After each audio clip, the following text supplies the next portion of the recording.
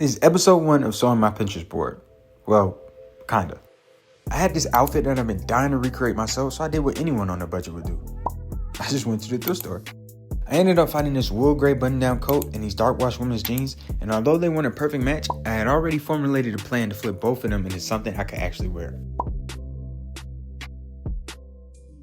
For the coat, I want to take off all the buttons, get rid of the flaps on the side, and remove the hood from the top. Luckily, the hood is detachable, so that just saves me a whole lot of work. Now, the jeans are probably going to be the easiest part. All I got to do is get rid of the stitches holding the cuffs in place, and it should give me the look I want.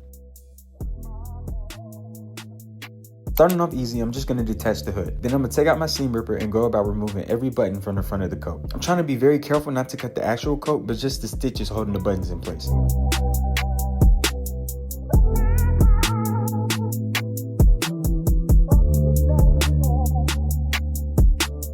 After taking care of the buttons, I'm going to move on to these side flaps. I'm going to get my seam ripper again and take out all the stitches connecting it to the coat, while also trying not to cut the coat, of course.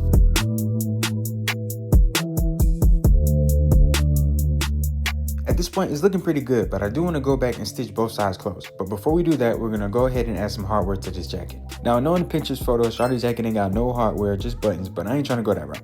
I've been obsessing over these fireman hooks lately, and I thought, why not just implement them in this project? I'm gonna start by marking where I want each hook to go and where each clip should go.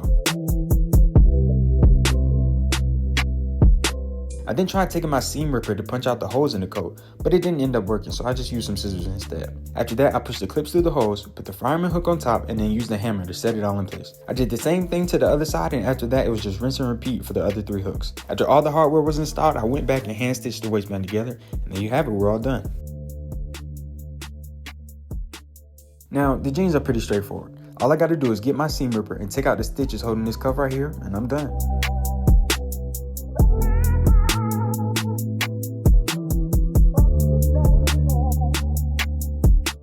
Now, without a doubt, I'm in love with this coat. I think it turned out so well. It's definitely giving me more of a formal vibe than what I was going for, but it's still the highlight of the outfit. Now, the jeans are cool.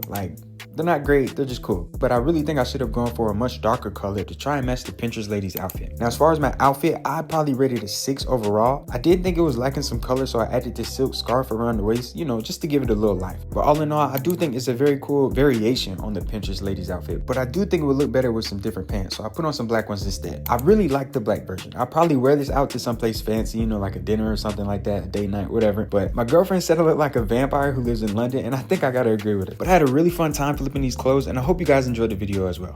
Stay tuned for the next episode where I might actually start sewing for real. But until then, I'm gonna catch y'all next time. Alright, y'all.